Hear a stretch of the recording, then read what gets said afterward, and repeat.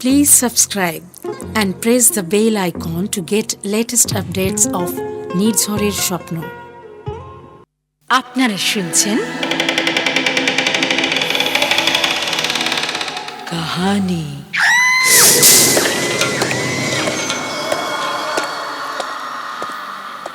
এই অনুষ্ঠানে আপনারা শুনছেন বিভিন্ন লেখকের লেখা অবলম্বনে গল্প পাঠ। আজকের গল্প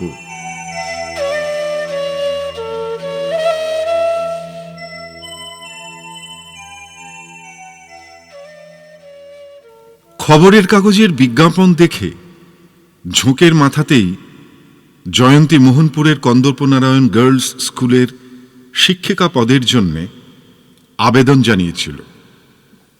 সত্যি ইন্টারভিউয়ের চিঠি আসতে সে একটু বিব্রতই হয়ে গেল। কোথায় মোহনপুর তাই জানে না সে। বাড়ির লোকেরাও রীতিমতো বকাবকি আরম্ভ করে দিলেন। সকলের অনিচ্ছা সত্ত্বেও তার দাদা বিনয়ের সঙ্গে মোহনপুরগামী ট্রেনে উঠেছিল জয়ন্তী। বিনয় বাধ্য হয়েই তার সঙ্গে এসেছে। মোহনপুর স্টেশনে নেমেই একটা অস্বস্তি বোধ করছিল জয়ন্তী। কিসের অস্বস্তি সেটাই বুঝতে পারছিল না সে। স্টেশনের বাইরেই যে কৃষ্ণচূড়া গাছটা ফুলে ভরে ছিল তার দিকে চেয়েই মনে হলো কতদিনের পরিচিত জায়গায় ফিরে এসেছে। একবার মাথা ঘুরে উঠতেই সামলে নিয়ে বিনয়কে বলে, দাদা, তোমার কেমন লাগছে? একটুও ভালো লাগছে না। কলকাতা থেকে এলাম বলে একটু নতুন নতুন লাগছে, এই যা। শুধু নতুন? হতাশ হলো জয়ন্তী। তার যে মনে হচ্ছে খুব পুরনো।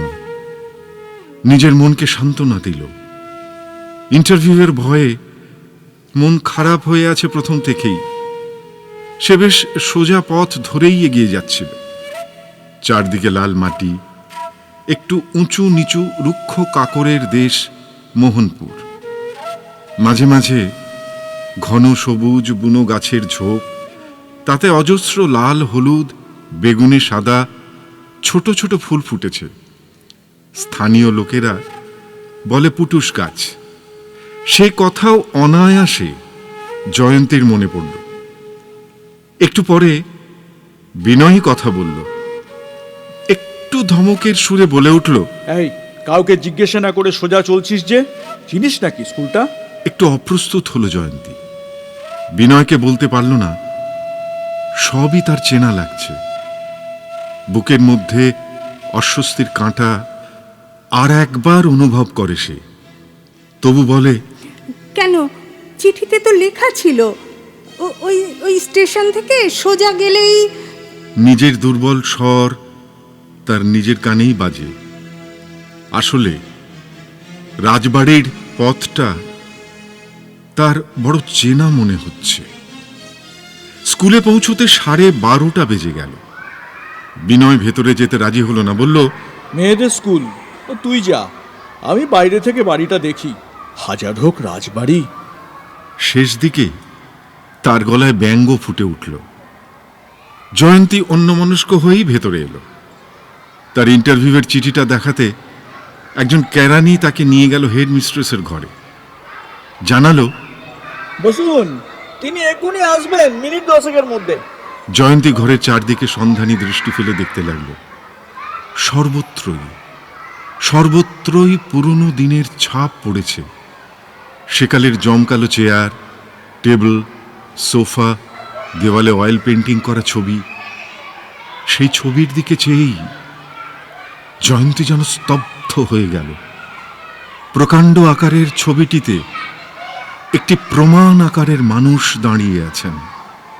রাজার পোশাক, আভিজাত্যমণ্ডিত দাঁড়াবার ভঙ্গি, আর সবার চেয়ে জীবন্ত আশ্চর্য দুটি চোখ, যেমন গভীর তেমনি তীক্ষ্ণ।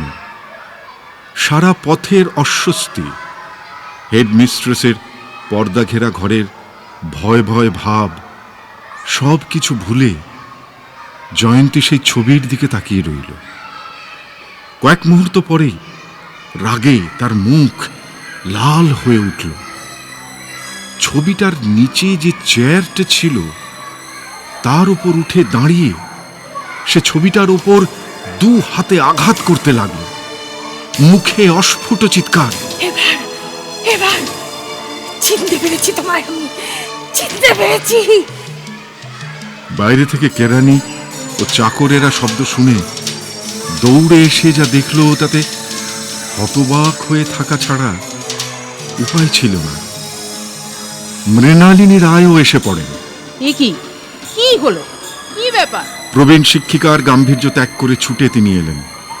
এতক্ষণে বিনয়ও ছুটে এসেছে, কিন্তু সে কিছু বলার আগেই আরক্তিম মুখে উত্তেজিত আঘাত করতে করতে অজ্ঞান হয়ে জয়ন্তী মাটিতে পড়ে গেল। এক মুহূর্ত স্তব্ধ হয়ে থেকে মৃণালিনী এগিয়ে গেলেন। মূর্ছিত জয়ন্তীর মুখে জল দেবার জন্য একজনের দিকে তাকিয়ে বললেন, জল জল, আরে একটু জল আনো কেউ। মুখে চোখে কয়েকবার জলের ঝাপটা দেওয়ার পর জয়ন্তীর জ্ঞান ফিরল। তার বড় বড় দুটো চোখের পাতায় জলের বিন্দু তখনও লেগে আছে। মৃণালিনী প্রশ্ন করলেন, তোমার নাম কি? একটুও না ভেবে জয়ন্তী আনমনে বলে, সর্বাণী। চমকে উঠে ধমক লাগায় বিনয়। কি যাতা বলছিস জয়া? বিহ্বল চোখে বিনয়ের দিকে তাকায় জয়ন্তী। সবাইকে সে চিনতে পারছে না বটে, তবে বিনয়কে চিনতে কষ্ট হচ্ছে না। সেই সঙ্গে সে যেন আরো অনেক কিছু দেখতে পাচ্ছে। সাজানো ঘর, ঘোড়ার পা ঠোকার শব্দ, ঝাড় লণ্ঠন, ময়ূর পালকের পাখা। গভীর শ্রান্তিতে আবার চোখ বোঝে সে। মৃণালিনী জয়ন্তীকে নিজের কোয়ার্টারে নিয়ে যেতে চাইলেন। বিমূঢ় বিনয়কেও ডেকে নিয়ে গেলেন সাথে, তবে সবাইকে এড়িয়ে যেতে পারলেন না। কয়েকজন অতি উৎসাহী তাঁদের সঙ্গে বাড়িতেও গেলেন। মৃণালিনী এবং সকলেরই মনে একই কৌতূহল ফিনিয়ে উঠছিল। রাজা কন্দর্প নারায়ণের উপর এত রাগ কেন মেয়েটির? যে ব্যক্তি 28 বছর আগে পরিণত বয়সে মারা গেছেন, তার ওপর 20-22 বছরের মেয়েটির এত রাগ কেন? বিনয় অনেকক্ষণ চুপ করেছিল। হঠাৎ মৃণালিনীকে প্রশ্ন করে, আচ্ছা, ছবিটা কার? ছবিটা থতমত খেয়ে যান মৃণালিনী। তারপর বুঝতে পেরে বলেন, রাজা কন্দর্প নারায়ণের। সাগ্রহে প্রশ্ন করেন, আপনারা কি একে চিনতেন নাকি? কস্মিনকালে নাম শুনিনি, অথচ আপনার বোন তার ছবিকেই আঘাত করছিল। জয়ন্তীর মুখেও ও নাম আমি শুনিনি কোনোদিন। ও কোনোদিন এরকম পাগলামি করেনি। সর্বাণী নামেও আমাদের কেউ নেই। কিছুক্ষণ বিশ্রাম করার পর মৃণালিনী আবার বললেন, তোমার নাম কি? সর্বাণী। উত্তর দিল জয়ন্তী।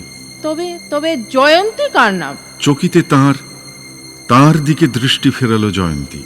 আমারই নাম। তারপর একটু থেমে বললেন, রাজা কন্দর্প নারায়ণকে তুমি চেনো? মুহূর্তের মধ্যে জয়ন্তীর চোখ দুটো হিংস্র হয়ে উঠল। তীব্র স্বরে বলে উঠল, শয়তান, ও একটা শয়তান। আমি কুমার বাহাদুরকে খুন করব। এবার হাতের চুরুট ফেলে চমকে উঠলেন মৃণালিনীর স্বামী সুবোধ রায়। তিনি এই অঞ্চলেরই লোক। রাজা হবার আগে কন্দর্প নারায়ণকে কুমার বাহাদুর বলতো লোকে। ছোটবেলায় গল্পে শুনেছিলেন। ধীর স্বরে প্রশ্ন করলেন, কুমার বাহাদুরকে তুমি জানো না? জানি না। কি বলছেন? কুমার বলেছিল আমাকে বিয়ে করবে। আমি তাকে বিশ্বাস করেছিলাম। আবার সবাই চমকে উঠল। সঙ্গে সঙ্গে হেসে উঠে সুবোধবাবু বললেন, সে কি মা, তখন তো তোমার জন্মই হয়নি। আনমনে জানালার দিকে চেয়ে জয়ন্তী বলল, বললাম তো, তখন আমার নাম ছিল সর্বাণী। আমার বাবা ওদের রাজবাড়িতে রাধা মাধবের নিত্য সেবা করতেন। জানালা দিয়ে তার উদাস চোখ দুটো তখন চলে গেছে কন্দর্প নারায়ণ গার্লস স্কুল ছাড়িয়ে অনেক দূরে। যখন ওই বাড়িতে লোক গম গম করত, রাধা মাধবের মন্দিরে আরতির কাঁসর ঘণ্টা শোনা যেত, রাজবাড়ির অন্দরমহলে রানীমা বেনারসি শাড়ি আর জড়োয়া গয়না পরে বসে থাকতেন, কুমার কন্দর্প নারায়ণের শৌর্যমণ্ডিত রূপ দরিদ্র ব্রাহ্মণের অনূঢ়া মেয়ে সর্বাণীর হৃদয় দুলিয়ে দিত। জানালার গরাদে মুখ চেপে সর্বাণী দেখত কুমারকে। একদিন কুমারও দেখলেন তাকে, সদ্য ফোটা শিউলির মতো মেয়েটি, আর তার বিশাল চোখে নীল সমুদ্রের অতল আহ্বান দেখে তিনি পাগল হয়ে গেলেন। ঝাপসা দৃষ্টিতে সেই সব ছবি সব দেখতে পায় জয়ন্তী। বিনয় আমতা আমতা করে বলে, এই জয়া, এসব কথা তো আমাদের কখনো বলিসনি। এতদিন মনে পড়েনি দাদা। আজই বা পড়লো কেন? রেগে যায় বিনয়। সুবোধবাবু নতুন চুরুট ধরিয়ে আবার ভাবতে বসেছিলেন। তিনি বিজ্ঞানের যুগের মানুষ, দীর্ঘ 50 বছর পর্যন্ত কোনো অঘটন ঘটতে দেখেননি তিনি। নিজেও একজন ইঞ্জিনিয়ার, তিনি কেমন করে এসব কথা বিশ্বাস করবেন? কন্দর্প নারায়ণকে তিনি দেখেননি, তবে শুনেছেন চরিত্রহীন, নারীসঙ্গ লোলুপ ও মদ্যপ বলে কুখ্যাতি ছিল তাঁর। অন্তঃপুরে 3 রানী ছিল, কিন্তু ছেলে মেয়ে হয়নি, তাই মৃত্যুর আগে সমস্ত সম্পত্তি বিলিয়ে দিয়েছেন মোহনপুরবাসীকে। রাজবাড়িটা হয়েছে গার্লস স্কুল, এছাড়া ছেলেদের স্কুল, কলেজ, হাসপাতাল, খেলার মাঠ, মন্দির, ধর্মশালা, লাইব্রেরি, অনেক কিছু করেছেন। আজ মোহনপুরবাসী জানে তিনি একজন দাতা, মহাত্মা ব্যক্তি। হঠাৎ কোথা থেকে মেয়েটি এলো মোহনপুরের সব ধারণা ভেঙে দিতে? হতেও পারে। সুবোধবাবু আপন মনে মাথা নাড়েন। হয়তো চরম সর্বনাশ করেছে কত মেয়ের, কিন্তু জয়ন্তী কি সত্যিই কোনো অত্যাচারিতা মেয়ে ছিল গত জন্মে? নারী সুলভ কৌতূহলে মৃণালিনী জয়ন্তীকে বলেন, বিয়ে করলো না কেন কুমার তোমাকে? জানি না। প্রায় ফিসফিস করে জয়ন্তী উত্তর দেয়, আমাকে সে খুন করেছে। ঘরের মধ্যে বজ্রপাত হলেও বুঝি সবাই এত চমকে উঠত না। খানিক পরে সশ্লেষে বিনয় বলে ওঠে, সেটাও জানিস? জানি দাদা, আমার সব মনে পড়ে যাচ্ছে। কেন তোমাকে খুন করেছে কুমার বাহাদুর? কলঙ্ক এড়াবার জন্য। আপনারা ওকে জানেন মহৎ বলে, দাতা বলে, তাই না? জয়ন্তীর তীব্র কণ্ঠস্বর বিকৃত হয়ে উঠল। সে ঠগ, জোচ্চোর। ছেলেবেলার স্মৃতির মতো অনেক কথা মনে পড়ছিল জয়ন্তীর। নিজের পুজো আর পুঁথিপত্র নিয়ে থাকতেন তার বাবা। মাতৃহীনা সর্বাণী একা ঘরে কত বড় হয়ে উঠেছে দেখতেও পেতেন না। কুমার বাহাদুর আসতেন, সন্ধ্যার অন্ধকারে নদীর ধারে বেড়াতে নিয়ে যেতেন।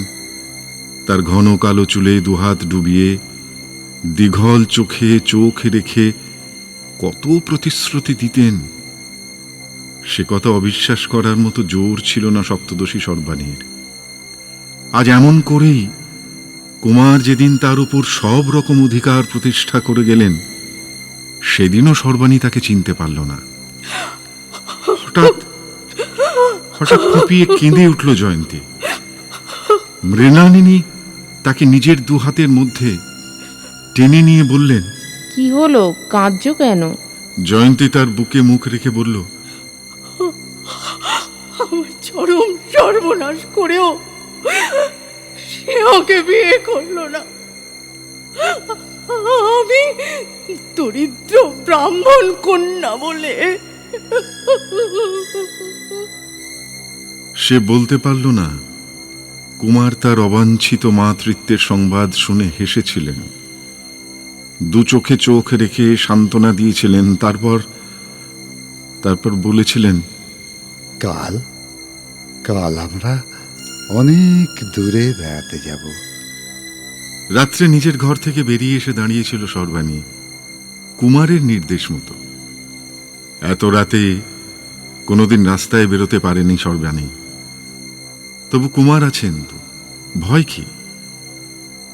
তার কুমার বাহাদুর যে তাকে অনেক অনেক কিছু দিয়েছেন, এমনকি সন্তান পর্যন্ত। বিয়ের পর সেই হবে পাটরানী, আর তার সন্তান হবে ভবিষ্যতের রাজা বাহাদুর। তার ভয় কি? গভীর রাতে নদীর ধার দিয়ে অনেক দূর পর্যন্ত গিয়েছিল তারা। হ্যাঁ, কুমারের কালো ঘোড়ায় চেপে। কুমার বাহাদুর তাকে ঘোড়ায় চড়িয়ে বুকে চেপে ধরেছিল। সে স্পর্শে অনেক ভরসা ছিল। তারপর কুমারী বলেছিল, চারিদিকে বড় জ্যোৎস্না, এসো এসোই বকুল গাছের ছায়ায় বসি। বকুল গাছের নিচের বেশ অন্ধকার দেখে ভয় করেছিল সর্বাণীর। বলেছিল, না না, চলো না, চলো না, পালাই, খুব খুব ভয় করছে আমার। সর্বাণী, সর্বাণী, না না না, এখানে এখানে ভয় নেই সর্বাণী। হেসে উড়িয়ে দিয়ে কন্দর্পনারায়ণ তাকে প্রায় জোর করে টেনে এনেছিলেন আধো অন্ধকারে। আলিঙ্গনের ভঙ্গিতে জড়িয়ে ধরে ঠেলে দিয়েছিলেন সবুজ ঘাস পাতা ঢাকা 1.5 মানুষ সমান গর্তটাতে। চিৎকার করে উঠেছিল সর্বাণী। ভেবেছিল হঠাৎ পড়ে গেছে, কিন্তু তারপরেই দৌড়ে চলে যাওয়ার পায়ের শব্দ আর অস্পষ্ট হয়ে মিলিয়ে যাওয়া ঘোড়ার খুঁড়ের আওয়াজ তার চোখের সামনে দিনের আলোর মতো স্পষ্ট করে তুলল কুমার বাহাদুরের রূপকে। যত্ন করে কাটা গর্ত থেকে বেরোবার কোনো পথ ছিল না সর্বাণীর। বুনো গাছপালা মাথার ওপরের আকাশটা ঢেকে রেখেছিল। হতাশ অবসন্ন কণ্ঠে জয়ন্তী ঘরের স্তব্ধতা ভেঙে বলে, একটা বকুল গাছের নিচে আমাকে ফেলে দিয়েছিল, আমি মরে গেলাম। কেউ কোনো কথা বলার আগেই স্কুলের বুড়ো মালি বলে বসলো, এদিকে তো বেশি বকুল গাছ নেই না, একটা আছে খুব বড়, ছিল মাইল 5 দূরে, আমাদের বাড়ির পথে পড়ে। উত্তেজিত হয়ে জয়ন্তী বলে, আমি সেখানে যাব, আমি সেখানে যাব, আমি। বিনয় এবার হাঁ হাঁ করে উঠল। আরে কোথায় যাবি? সেখানে গিয়ে কি হবে? কিন্তু তখন সকলেরই কৌতূহল চরমে উঠেছে। শুধু সুবোধবাবু বললেন, মা, কুমার বাহাদুর তো অনেক দিন হলো মারা গিয়েছেন। আজ তার বংশের কেউ আর নেই, গিয়ে কি হবে মা সেখানে? এতক্ষণ পরে হেসে ওঠে জয়ন্তী। কি করে বংশ থাকবে? নিজের হাতে খুন করেছে নিজের সন্তানকে। তবু তবু আমি যাব। বিনয় অস্বস্তি বোধ করছিল। সে জয়ন্তীর কথা বিশ্বাস করতে পারছিল না। তাছাড়া তার বোনকে ঘিরে বহু লোকের এই কৌতূহল তার বেশ খারাপ লাগছিল। জয়ন্তীকে মৃণালিনীর ভালো লেগেছিল, তবু 5 মাইল দূরের বকুল গাছ দেখতে এ প্রস্তাবে তিনি রাজি হলেন না। কিন্তু জয়ন্তী কোনো কথা শুনবে না, সে যাবেই। উত্তরোত্তর সংবাদ ছড়িয়ে পড়ায় লোকজনও আসছে বহু দূর থেকে দলে দলে। শেষে সুবোধবাবুই বললেন, ঠিক আছে, চলো চলো তবে। কোথায় যাবে? গিয়ে কি হবে? জানি কিছুই হবে না, কিন্তু বকুল গাছটা দেখে যদিও ক্ষান্ত হয় তাতে আপত্তি কিসের বলো? সুবোধবাবু জয়ন্তীকে অবিশ্বাস করতে পারছিলেন না। তিনি কন্দর্প নারায়ণকে দেখেছিলেন বৃদ্ধ বয়সে, সব সময় তার ধর্মভয় ছিল আর সন্তানের জন্য হাহাকার।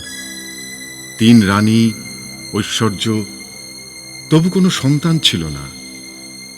মোহনপুরের কৌতূহলী বিশাল জনতা পথ দেখাচ্ছিল, কিন্তু একটু পরে জয়ন্তী পথ দেখাতে লাগলো। পড়ন্ত বিকেলে জয়ন্তী হঠাৎ দাঁড়িয়ে পড়ে বলল, এই তো সে গাছ। সবাই দেখল পুরনো বকুল গাছ, তার নিচে এখনো পুটুস গাছের ঝোপ, লাল মাটির উঁচু নিচু ঢিপি, অর্থাৎ কোনো বৈশিষ্ট্য নেই। ঝোপটা দেখিয়ে জয়ন্তী বলে, আমাকে এইখানে ফেলে দিয়েছিল, এইখানে ফেলে দিয়েছিল আমাকে। মালিতি আর কৌতূহল চাপতে না পেরে আরো 2-4 জনকে নিয়ে জঙ্গল পরিষ্কার করে মাটি খুঁড়তে থাকলো। কি হবে মাটি খুঁড়ে? বিনয় ভীত গলায় বলে। মৃণালিনীও বলেন, চলো চলো চলো ফিরে যাই। শুধু সুবোধবাবু হেসে বলেন, দেখো না কি হয় শেষ পর্যন্ত। অনেকখানি খোঁড়ার পরও যখন উল্লেখযোগ্য কিছু দেখা গেল না, তখন জনতা প্রায় হতাশ হয়ে পড়ল। বিনয় ও মৃণালিনীও একটু নিশ্চিন্ত হলেন। শুধু সুবোধবাবুর মুখে ভাবান্তর দেখা গেল না। যারা মাটি খুঁড়ছিল, হঠাৎ তাদের মধ্যে একটা গুঞ্জন দেখা দিল। আবার ছুটে এলো সবাই। মাটির সঙ্গে মিশে আছে একটি কঙ্কালের ভগ্নাবশেষ, টুকরো টুকরো হাড়, মাথার খুলি ভাঙা। জয়ন্তী তীক্ষ্ণ দৃষ্টিতে সবকিছু জরিপ করে দেখে নিয়ে পাঁজরের হাড়ে জড়িয়ে যাওয়া একটা চিকচিকে সোনার চেন হাতে করে টেনে নিয়ে বলল, এই তো আমার হার, এই তো আমার সোনার হার। সবাই দেখল সোনার হারে একটা সুন্দর লকেট, আর তার মধ্যে সোনার অক্ষরে লেখা রয়েছে কন্দর্প নারায়ণ। সবাইকে আর একবার চমকে দিয়ে অস্ফুট যন্ত্রণা কাতর শব্দ করে মাটিতে লুটিয়ে পড়ল জয়ন্তী সংজ্ঞাহীন দেহ।